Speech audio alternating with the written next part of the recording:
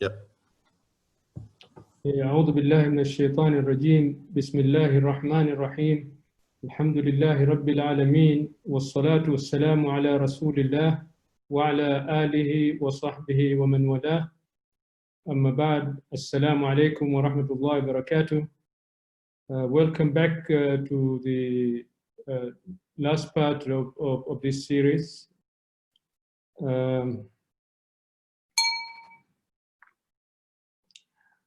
Last time I talked a little bit about the scientific conundrum regarding proving the existence of God, but I left out one slide which is talking about the Darwinian theory of evolution. So before I start the program for today, I'll just go through this one slide. And when you get your slides, you can move the slides to the part 2, inshallah. So we are now almost 150 years after, the Darwinian theory when it was uncovered to us. But after 150 years, there is still a dissent. There is no agreement within the scientific community on Darwinian theory. Now, at a populous level among new atheists, the theory has been wrongly used to deny God. And the way it is promoted as if it is an absolute truth, it is immutable, nothing will change. And any opposition or skepticism on Darwinian theory, it is looked at something irrational, dogmatic, and unscientific. That's how they look at it. But this is not true for all scientists, because at a professional level, among renowned practicing scientists in various related fields, they consider the theory as a scientific model of the day, the best what they could have at this time to explain the complexity of life, but they also recognize it is a probabilistic because it is based on probability, samples in some areas, and then deducing from these samples. And also there are many assumptions and there are many unresolved disputes. So new atheists, because they are being defeated in their denial of God by using reason, they have taken Darwinian theory as their main comfort zone. And by misusing science, they actually practicing scientific extremism. In the same way, there are religious extremists who misuse religion. So like extremists, they misuse religion. These new atheists, they misuse science. Now today, Darwinian theory is not challenged on religious grounds only, as much is challenged on scientific grounds, especially by the intelligent design movement. Now, on the right, if you look at the picture closer, you have some of the renowned scientists from top schools, from top universities in the West, in America, in Europe. Some of these universities are Ivy League. And these people, they are very skeptical about Darwinian theory of evolution, and they are calling for careful examination or revisiting the evidence about the theory. So we should not look at Darwinian theory as something acceptable by everyone, and this is and if we take a position against this, it's going to look like weird. No, it's not. This is the mainstream science. If you're interested to look into more of this stuff, in the picture at the bottom, there is a website, discovery.org. I recommend for those who are interested to see a little bit more. Okay, so this brings us to our agenda. We're doing the part 3, and we're going to use our reason to come to the conclusion there is only one God.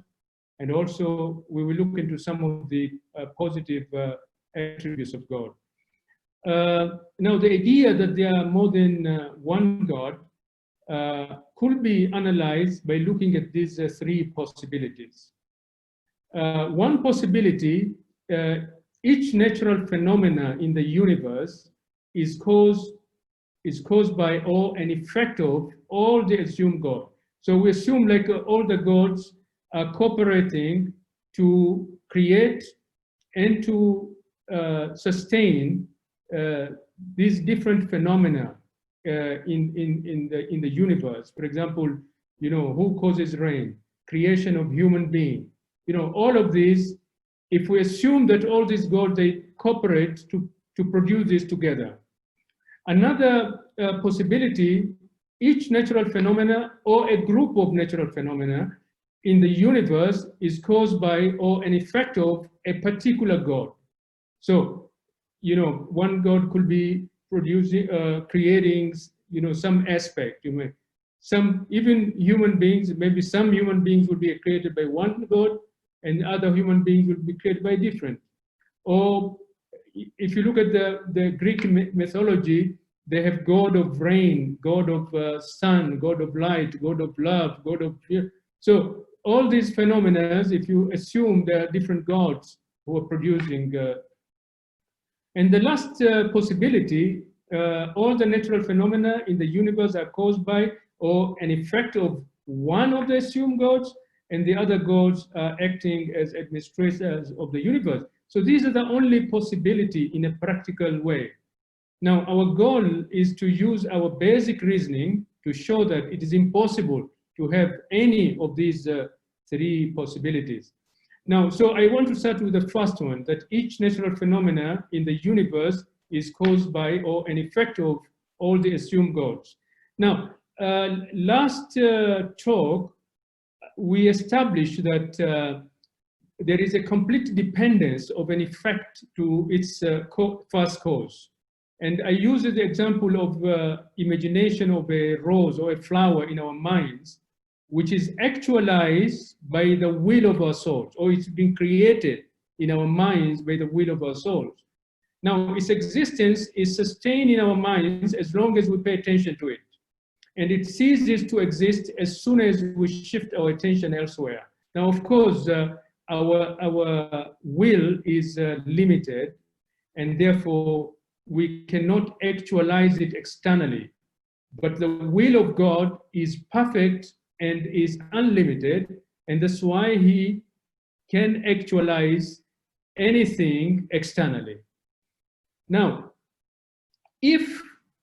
therefore, if two or more gods are assumed to create a particular existence, it will imply that each of the assumed gods will externalize a separate occurrence or instance of the same existence, and therefore we will have multiple occurrences or copies of the same object. But in reality, this is not true. We see all objects are unique.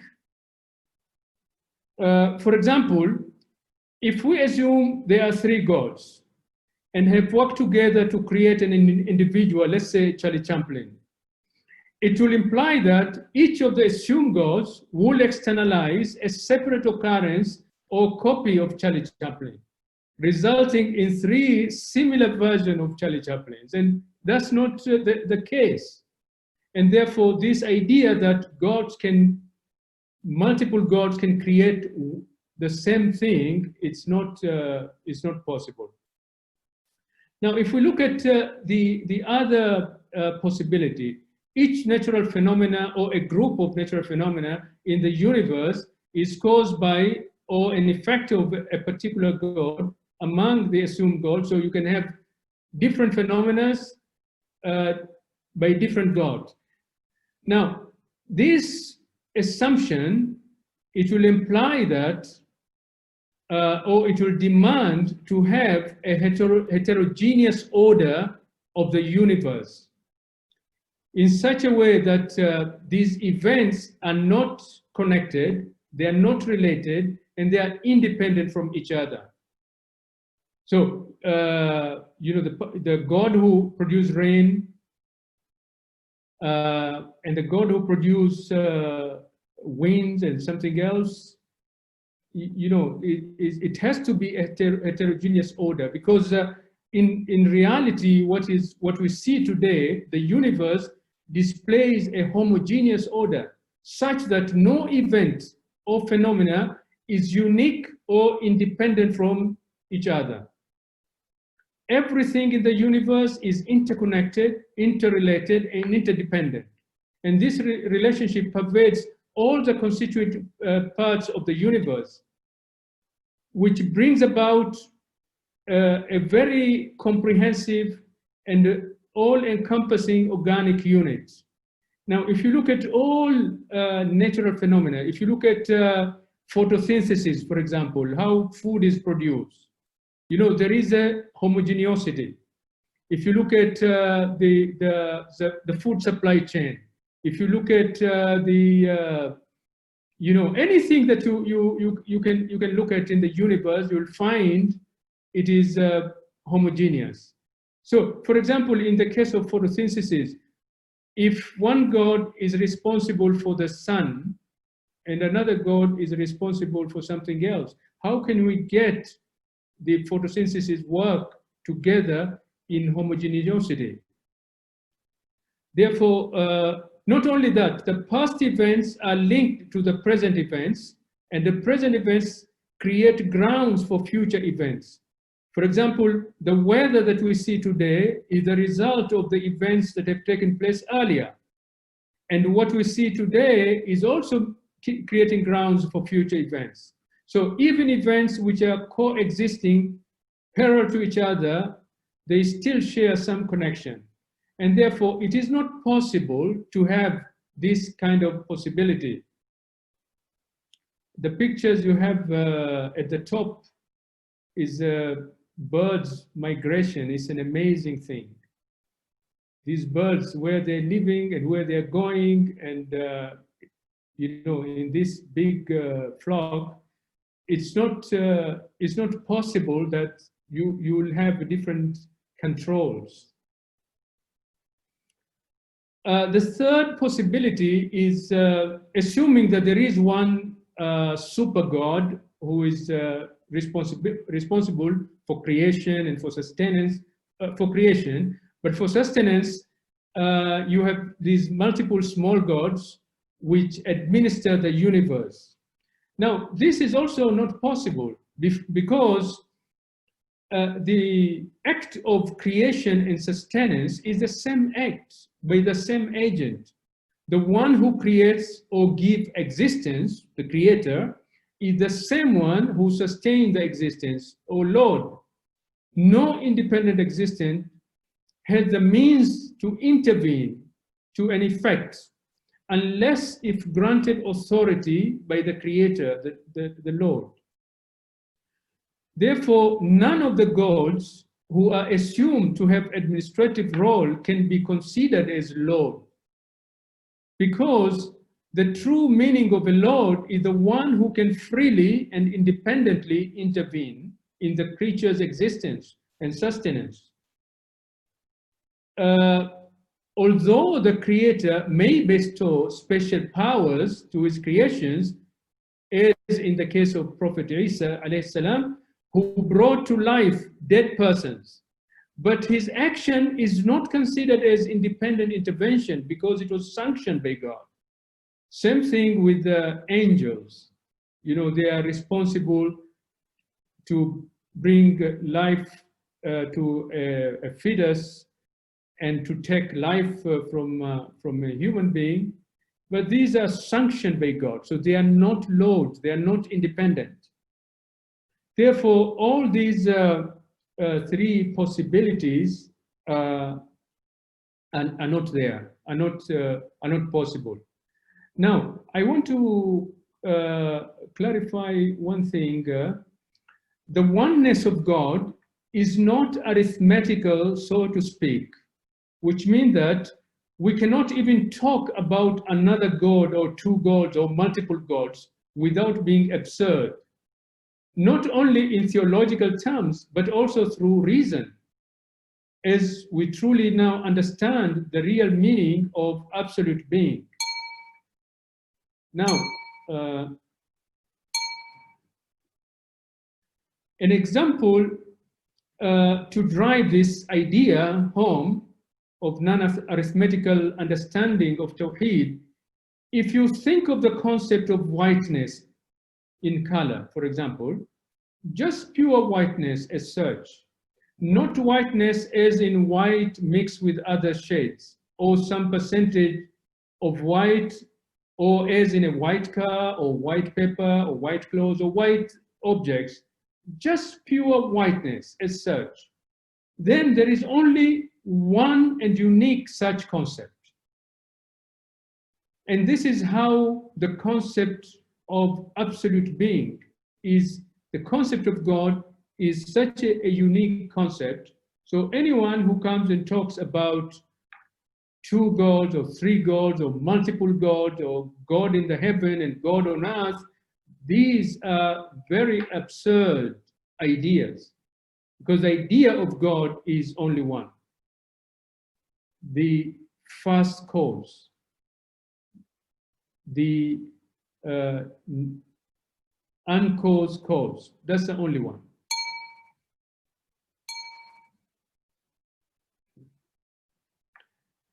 Okay, so that's cover the proof for the oneness of God using very basic reasoning. So let's look at the attributes of God. Now, it is not sufficient to merely know that God exists, because atheists may conceive of him as cosmic energy or matter. Therefore, we need to prove that God has life, has power, has knowledge, has wisdom. Now, since these concepts are also used for describing creatures, because we can say human being also has life, has power, has knowledge, has wisdom. So it is their ontological perfection and unboundedness that apply to God. We have to understand this. Now, the ultimate perfection of these ontological, perfections and unboundedness must then be within the first cause, God, that has bestowed existence and perfections to all his creatures. God must have full possession of all perfection that are in creation, but without any bounds or limitation. Why is that? Very simple argument. Since it is not possible that the giver of life is void of it, or the giver of power, knowledge, and wisdom is himself helpless, ignorant, and unwise. And therefore, if you just look at human being, whatever these attributes that we have, the attribute of life, the attribute of power, knowledge, and wisdom, and mercy, and all these attributes that we have, God must have them in perfection. Otherwise, it's not possible. So the existence of these perfections in the creatures indicate the presence of perfection within the Creator. Now, I'm not going to do all the attributes, but I'm just going to sample so that we understand that we could use reason to arrive to the right conclusion. And therefore, I'm going to try to do life, power, and knowledge. So let's look at God's attribute of life. The concept of life or living is used for defining two groups of creatures. You can find life in vegetation, in plants, and we characterize it by growth. We talked about it last time. And also, we can find in humans and in animals life as well, which is characterized by the possession of consciousness and will. Therefore, the first meaning of life, which is characterized by growth, it cannot be associated with God.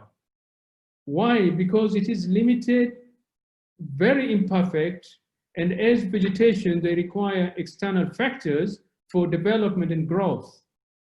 And therefore, we have already talked about the negational attributes of God, and therefore this one, as it applies to vegetation, we cannot associate it with God. But the second meaning of life that is characterized by consciousness and will, this is, we can associate, but we associate it with the perfection of it. So although it comprises of limitation and defects as applicable to us, but it could be applicable to God, but with the consideration of being perfect and unlimited. So although life is related with the living of material creatures, in reality, it is the essential characteristic of non-material entity, the spirit or the soul that we have in us. So the spirit and the soul has been hosted in the material body that we have. When we say we are living, many people, they think of us as a material body, but actually life is an attribute of non-materiality. So, for example, the human body, which is material, is regarded as living, but is due to the effect of the spirit or the soul in it. And therefore, in other words, application of the attribute of life to the material existence is accidental. Just as progression or growth is essential for the material existence, life is essential for non-material existence. And therefore, all of non-material existence have the essential attribute of life, as the essence of God is non-material, which we have proven in the previous talk. Therefore, God must have life as his attributes of essence. Okay, so here, first of all, we have said, since a human being has life, God must have life in its perfection. And we also were saying that the life itself is an attribute not of a material, is an attribute of non-material. And because the essence of God is non-material, therefore he must have life as an attribute. Now let's look at the attributes of knowledge. There are many ways to prove God's knowledge, and the three ways I'm going to cite here. Number one, since knowledge exists within the creatures, verily the ultimate perfect form of it and unbounded must exist with the Creator. So it's a continuation of already the assumption or the premise that we have established in the earlier argument. The second way to look at it, God's knowledge can be proven through the argument of complexity, the orderliness, intelligence, perfection, and purposefulness of the universe, because the manifestation of this complex, orderly, perfect, intelligent, and purposeful universe has clear indication of a precise and perfect, knowledgeable creator. Or any form, you know, if you look at any form of arts, is a sign of wisdom, taste, and knowledge of the qualification of the artist. If you look at an intellectual book, if you read a book, you reflect on the author, the knowledge and the intellectual power of the author. If you read eloquent poetry, the same. And therefore, for us, by just reading the universe, by looking at the universe, we can reflect on the Creator, his knowledge. The third way is based on speculative philosophy that establishes the principle that every non-material existence has self-contained knowledge. So non-material existence, not only it has attribute of life, but it also has attribute of self-contained knowledge. Now, the last one, if we look at the God's attributes of power, when an agent produces an action, voluntary, with an intention and free will of its own, it is said to have the power or qudra of performing the act. Now, the level of power is dependent upon the level of perfection of an existence. So, for example, an existence with infinite perfection will have infinite power. Therefore, God is the possessor of all perfections, already proven in the previous argument. He must possess infinite power, meaning he's able to do anything. Now, atheists sometimes, they try to mock people of religion, and they bring to the table tricky and absurd questions related to God's power. For example, sometimes they ask you, and I remember I've been asked this question when I was at the center some time ago. Can God throw you out of his kingdom? Or can God create another God? Now, we should be able to respond to this kind of absurd question.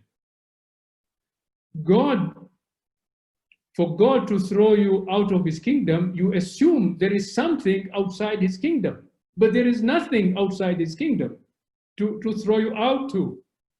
And if you say, can God create another God? The fact that you're talking about create, because God is not created. God is a necessary existence, and he doesn't have a cause. And therefore, these questions are absurd. You can also find this with the Christians when they want to justify the idea of God incarnated to the world as Jesus. They use the basis that God can do anything. And we need to counter that, because we say God's voluntary action must be possible to actualize and does not defy logic, because he has given us the logic, and therefore it has to work with the logic. And God must have the desire to actualize it as well. So a thing that is essentially impossible or necessarily absurd will not have relevance with the attribute of power. So the Quran, it says God has power over all things. However, we must be mindful certain points.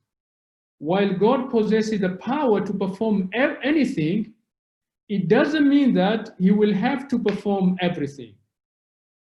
But whatever God intends to perform, he will perform, because he has that ability, the power to perform. God is all-wise, and therefore he will not perform an act which is unwise. So if somebody asks you a question whether God can perform something that is unwise, and we say, no, God is all-wise and he will not perform an act that is unwise. Now, since power includes the quality of free will, and since God has infinite power, it also implies that God has perfect free will, which is uninfluenced by anything. So this is a bonus, argument. We were targeting to prove attribute of power, but also we are able to argue about, or we prove about, the attribute of God's will. Okay, so this concludes our basic proof, okay, basic reasoning to reason out that there is only oneness of God, the Tawheed, and God has attributes, has positive attributes, and we have shown the attributes of life, knowledge, power, and will. I want to use the rest of the session, the next half an hour, to discuss or to respond to this question of evil and suffering, because this is one of the big things with atheists.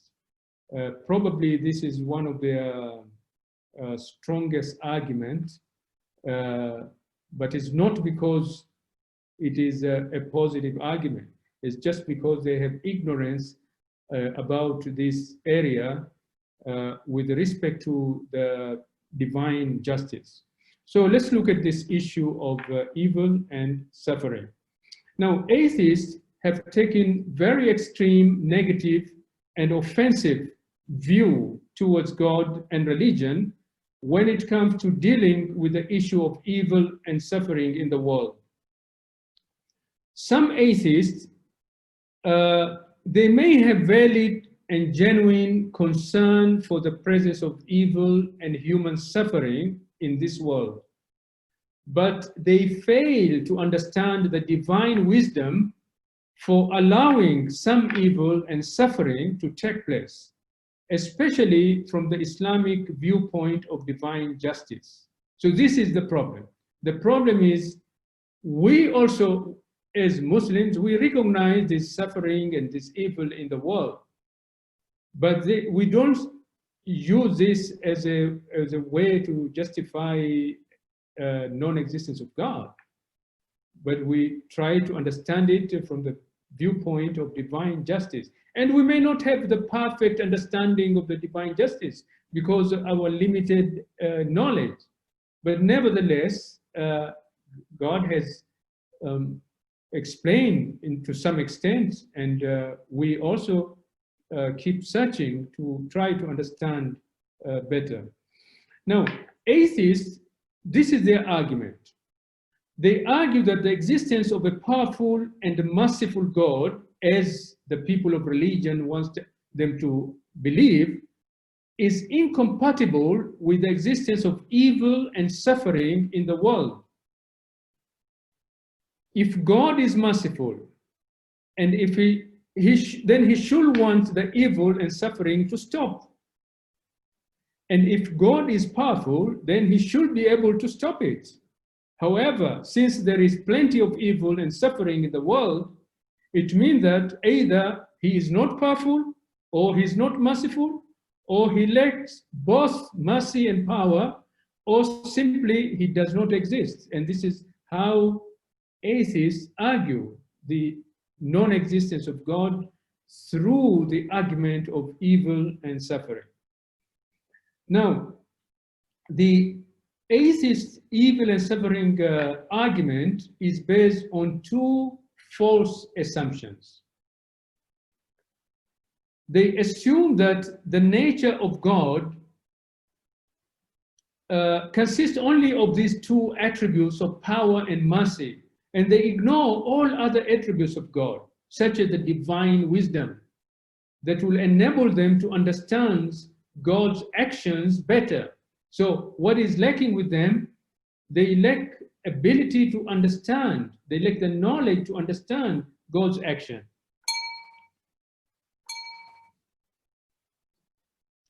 Now, they also assume that God has not provided us with reason for allowing evil and suffering in the world and tools to cope with these difficulties.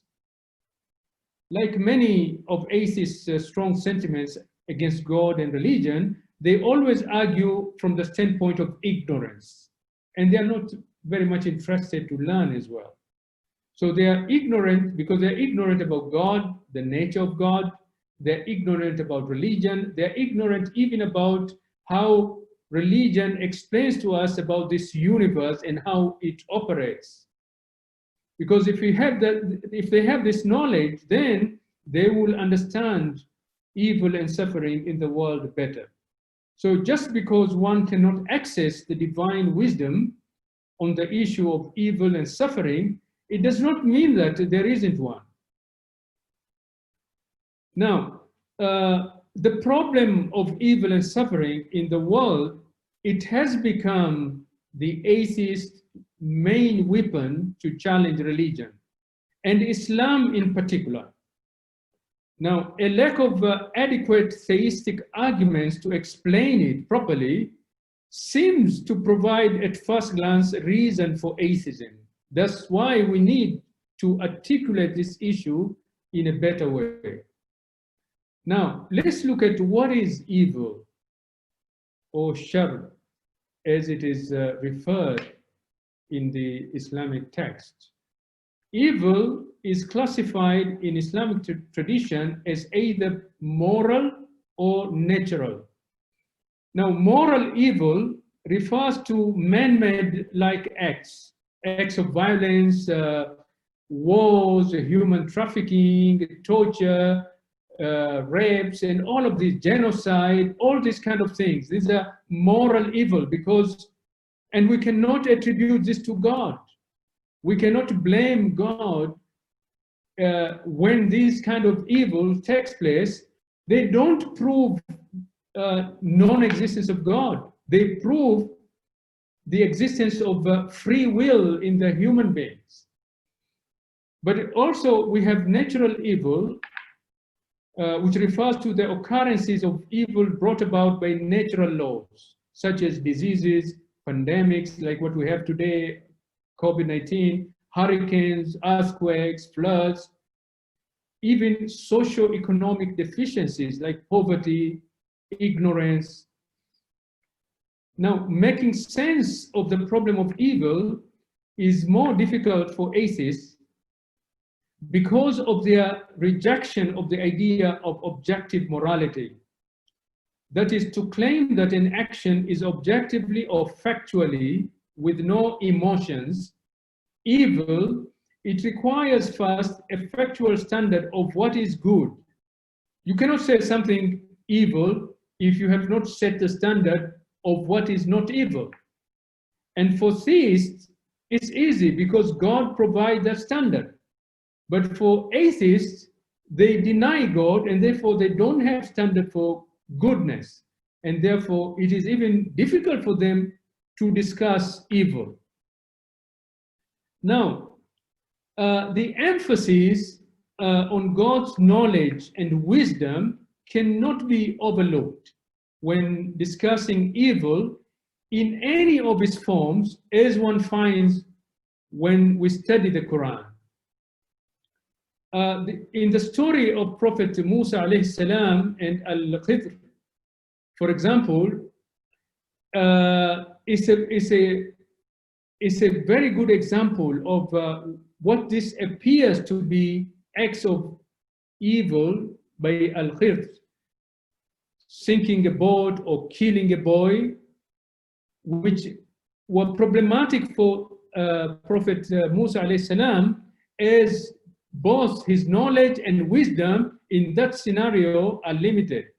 So Al-Khidr has more knowledge, he was given more knowledge by Allah, and therefore he has wisdom, and therefore these acts, he could understand the meaning of these acts, why it's happened.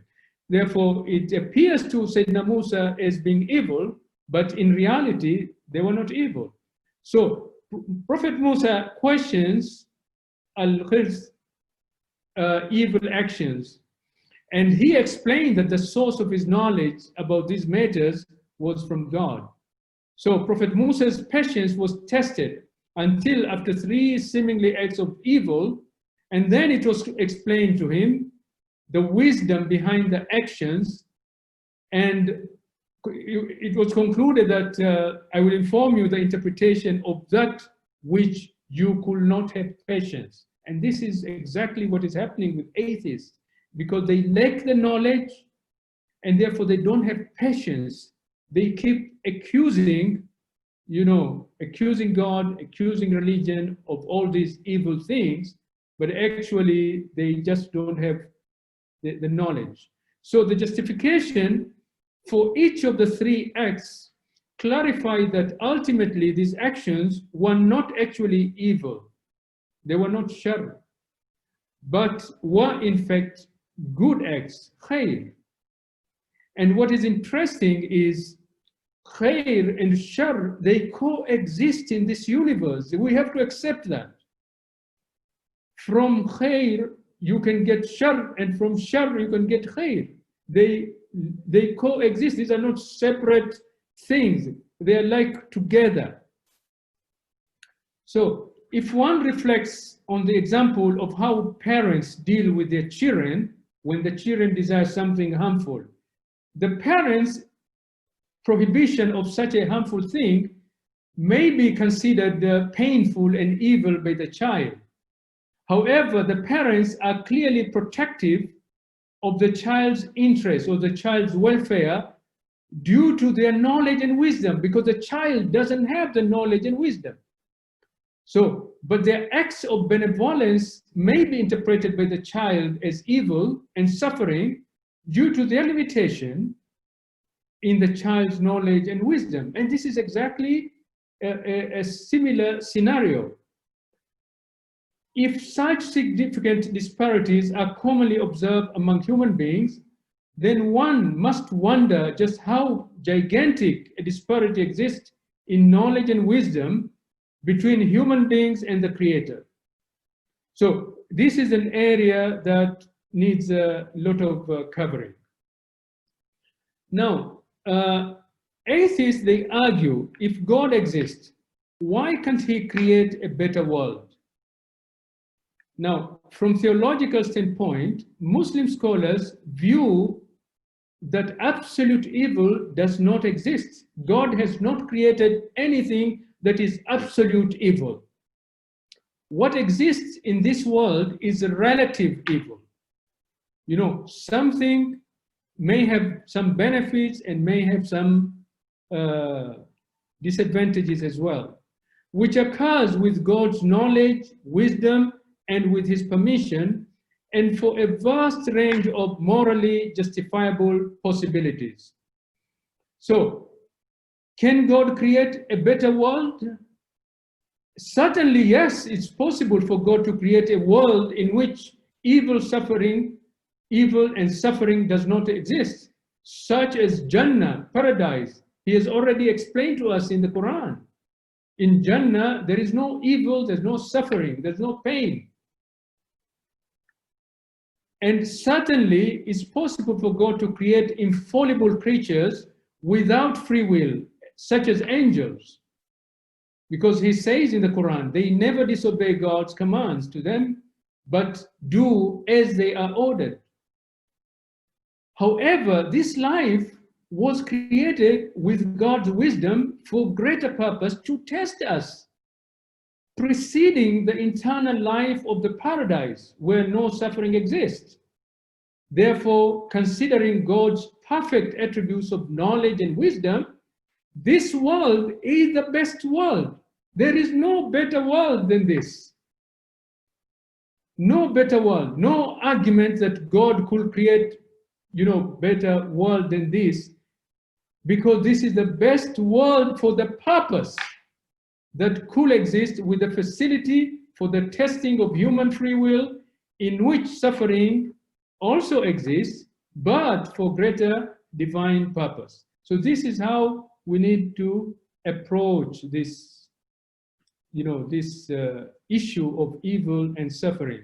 Now, this life is a test. And the nature of this life, as God revealed to us, is one with purpose, and His purpose include trials and tribulations of ease and difficulty. Because, atheists keep asking, why do we need to be tested? So the trials and tribulations of this life are not aimless or without meaning, so that the human being is existentially empty or lost. Instead, God elaborates that this life is to test you, to see who is best in deeds, so that meaningful lives are lived with productivity and optimism in anticipation for the eternal afterlife.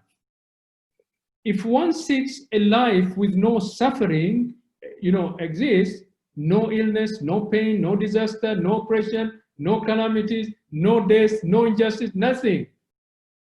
But with everything perfect, you have perfect house, you have perfect spouse, you have wealth, you have health, and all other expectation, then such person will find it extremely difficult to accept the reality of this life as it is. And in fact, what he or she is seeking is the paradise, not this life, because this life, the nature of this life is different.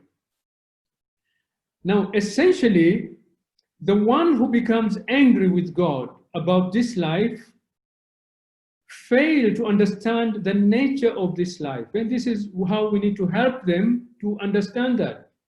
One cannot choose what this life entails or not, of ease and difficulty, but ease and difficulty, they coexist in this life. And this is what Allah says in the Quran. فَإِنَّ مَعَ الْعُسْرِ يُسْرًا إِنَّ مَعَ الْعُسْرِ يُسْرًا. Now here, some Quran commentators, they translate after difficulty comes ease. But the Quran does not say that. The Quran says that they are together. With the difficulty is ease. With the difficulty is ease. Because they are together. So life is like that. Not only that. فَإِذَا فَرَغْتَ فَانصَبْ. Now we are also told, when we finish one task, one difficult task, we start with another difficult task. It is not like, I'm doing this and when I'm done, I want to relax and, I want to be happy, and thereafter I want to retire and I want, no, life is not like that. When you retire, then there is no development, there's no growth, finish. Death is what will come next. Now, I want to share a story. A young man abandoned religion and the worship of God after his mother was diagnosed with cancer and shortly thereafter passed away.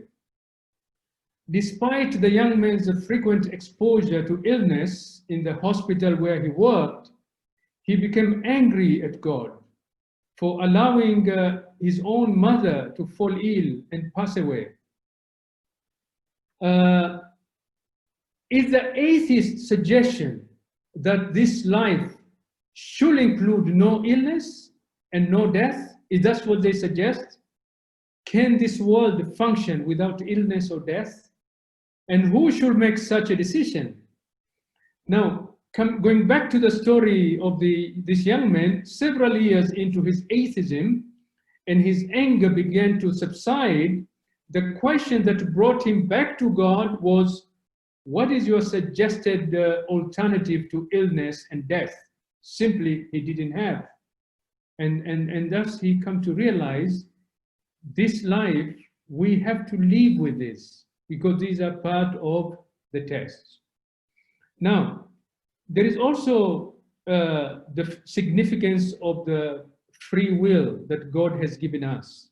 The fact that humans have been given free will with a divine purpose of being tested, it compels that some will misuse it to violate the rights of other human beings, of animals, of the environments.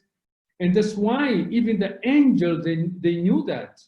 Because when Allah subhanahu wa ta'ala, revealed to the angels that he's planning to place a human being with a free will on earth, immediately their reaction was, you really want to cause, you want to put someone who will cause corruption therein and sheds blood? So they understood that. So the question of God's intervention has been also raised when it comes to moral evil. The essay they ask, if God exists, so why doesn't he intervene? With all these wars, with all these corruptions, with all these, suffering, why doesn't he intervene? Now, if atheists were to request that God intervene every time moral evil is about to occur, then the test itself becomes meaningless as the free will is bypassed. If the free will exclude the ability to commit harm, then human beings will not perform good by choice, which is a primary objective of worldly existence.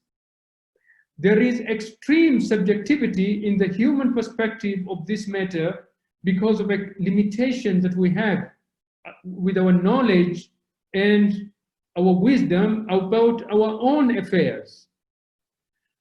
The afterlife is the true justice. So for those people who are really looking for true justice, they should focus on the afterlife, because the punishment and the reward on a scale beyond human comprehension, and the human free will exemplified in this world will be held into account in the next life. So this is another way of viewing evil and suffering. Now, I want to speak a little bit about the significance of eternal life. The ultimate Islamic thought to the problem of evil and suffering, of course, is that this life is not only a test, but that afterlife provides an avenue for eternal reward. Even a century of suffering in this world will be insignificant compared to an eternity life in the paradise, and the Quran speaks about that. You know, the people who have suffered here will be asked in the next life, you know, if they have suffered, if they're going to end up in the paradise, they will say, no, we didn't suffer. Once they, you know, when they know the reality of the eternal life in the paradise. So a place free of all forms of suffering and hardship.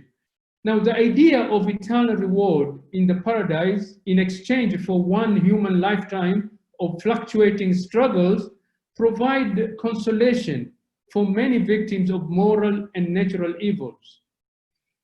Now, a person who has been abused, for example, or his rights have been transgressed, without seeing justice in this world, could not imagine an afterlife that did not consist of punishment for the perpetrators of his suffering in this life. And this is where atheists fail, because, you know, the idea of atheists that this life is all what there is, and when you die, that's the end of it, and these atrocities that have been, you know, done in this life, and injustices, and people are not accountable for, and those who suffered and have not been rewarded, it is very depressing. So likewise, victims of natural disasters such as floods, earthquakes, cyclones, and, you know, all of these, you know, they are generally considered as martyrs in Islam and in many other monotheistic religions as well. And there is a promise of reward of the paradise.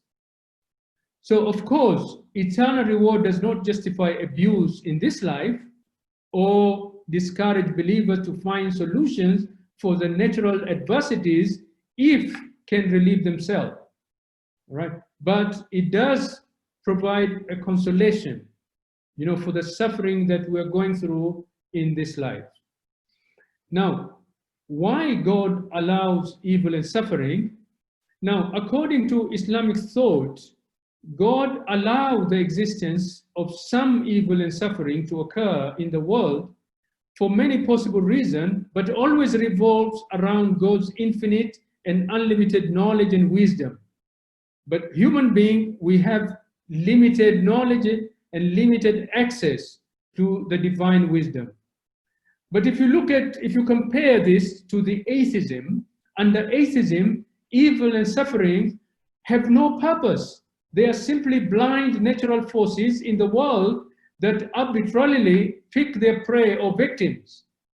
So those who are victims of evil and suffering have no emotional, spiritual, and rational tools like what we have in Islam, for example, to help alleviate their suffering or put their experiences into perspective.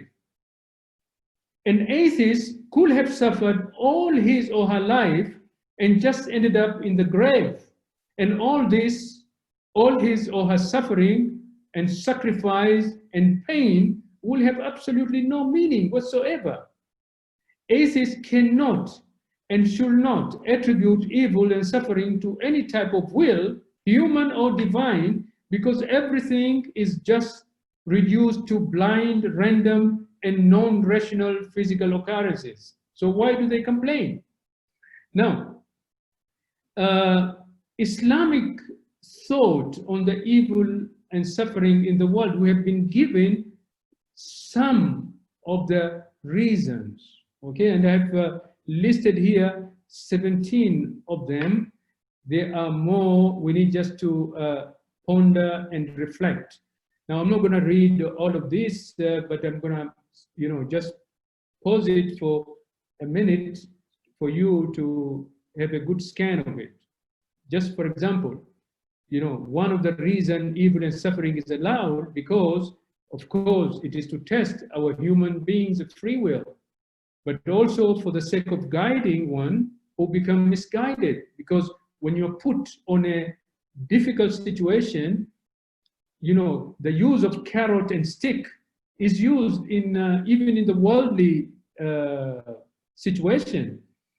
But the stick is much more effective than the carrot, and therefore God using the stick of evil and suffering it works sometimes to bring people back to God, and then it could be to ward off greater harm.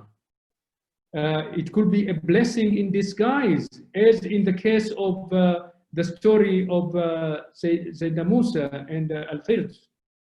It could be in order for believers' ranks to be increased in paradise, because it could be that your actions, your deeds cannot get you to that level that Allah wants you to, to be, and therefore, He challenges you. So all of these, we have so many of these a very important meaning of evil and suffering in this life. Now, just to ponder quickly on evil from the aspect of the divine justice. Now, there is a false comparison of the meaning of God's wisdom and human wisdom. In the case of human acts, wisdom means to perform an act to enable oneself to reach a given goal and perfection. But God's wisdom is what enables creatures and everything to reach their goals and existential perfection, because God is perfect. He doesn't need wisdom to perfect himself, because he's already perfect. And therefore his wisdom, he used his wisdom to enable creatures to reach their perfection.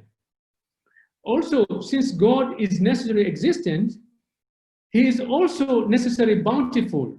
So the divine bounty incorporates the entire universe.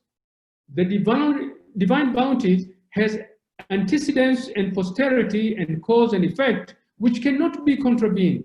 So it is not possible for any being to stay back from one position and occupy another position. We need to improve ourselves to receive that bounty. The deficiency and perfections and strengths and weakness that exist among creations is difference, is not discrimination. As atheists, they're trying to, to blame God for discrimination. It's like, the human being have capacities, and our capacity differs. If your capacity, it's like, if you take a container, a 5-liter container and 10-liter container, and you dip yourself in a sea or in a river, the bounties of God are there, unlimited. But how much can you take from it? It depends on your capacity. So the one who has 5 liters will take water 5 liters, but the one who has 10 liters will take 10 liters. So these differences also, you may say, but it's God who determined these differences. These differences are innate, essential necessity for the system of cause and effect. So for the universe to work properly, you need these differences. Otherwise, if you need food, if everybody is rich, if everybody is educated, if everybody, where are we going to get your food? Who is going to serve you? Who is going to farm land, to produce food? So these are the differences that they must be there. Now, for things to come into being, it is not enough for God's causality to be complete. The potentiality of the recipient also is necessary. So we need to do some work ourselves as well. false comparison of God's action and human action. God's actions are general, not particular, and necessary, not coincidental. Because if your house is on fire, you cannot blame fire. God creates fire for humanity. So there's a interest, general interest, and there is a individual interest. Now, evil is either real, like lack of knowledge is real, but it is not created. It's not being. Sometimes God is blamed for creating poverty or for creating, illiteracy. This is not true. These are true. They are real evil, but they are non-being. It's not because they've been created. They reflect our deficiency. Now, evil also could be relative. Something which are real beings. For example, flood is real. It has been created. But flood by itself is not evil. It's only evil when it affects society negatively. It's like a poison, a snake. Is a poison evil? No, poison is not evil. Poison is important for the snake to live. It's only when snake bites a human being that poison becomes evil. So everything is relative. Now, what we need to understand, evil and good are not two separate formations. They are mixed. If not for evil and ugliness, there will be no meaning for good and beauty. If everybody is like Nabi Yusuf, then beauty will have no meaning. And ugliness also will have no meaning. So evil and ugliness manifests good and beauty, and the opposite is also true. Now, the universe is a single, indivisible unit with infinite linked parts and events. So atheists, when they ask to remove something, to remove like evil, or to remove this, to remove that, removing some of its parts and keeping some of them is a false supposition.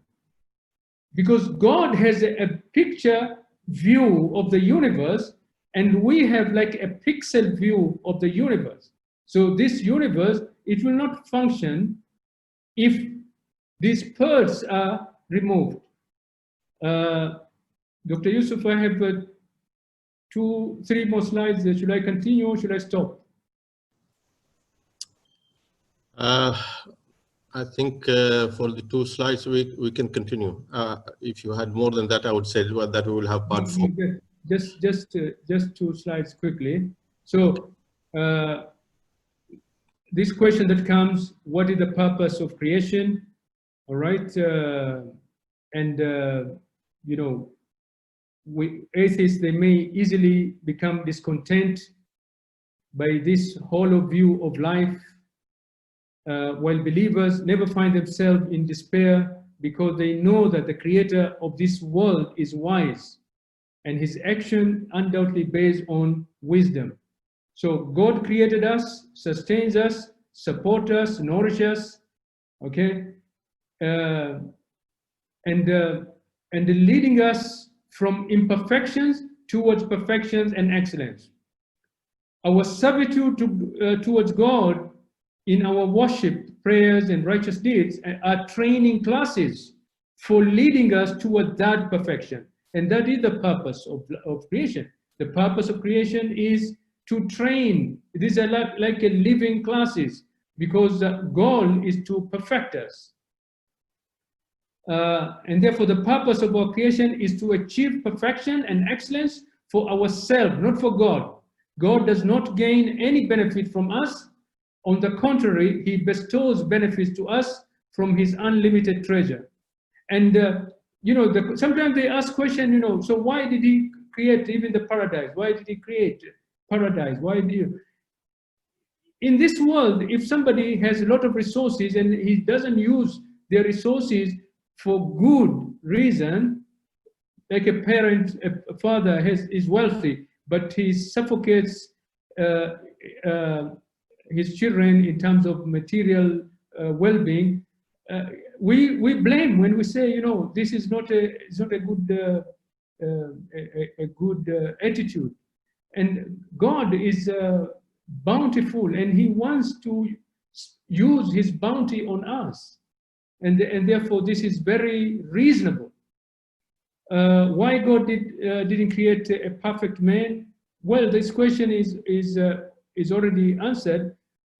This objection stems from oversight of the fact that the main branch of perfection and excellence is voluntary acts, and that's why we have this free will to choose what is good and what is bad. If a human being is to be created a perfect person like an angel, it will just defeat that purpose.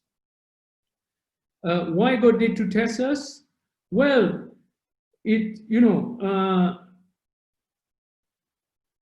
I will just focus on the right side of this slide, and this one will give you the good meaning.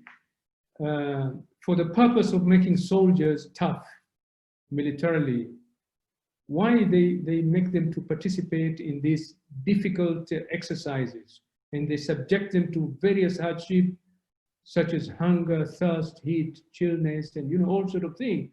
Why? Because they want them, to make them, to develop them into accomplished and conditioned and proficient soldiers. And that's why God put us in these trials and tribulations of this world, where He allowed some evil and some suffering, because for the same reason, because He really wants to build us to have this strength, spiritual strength. Okay, so this ends our presentation.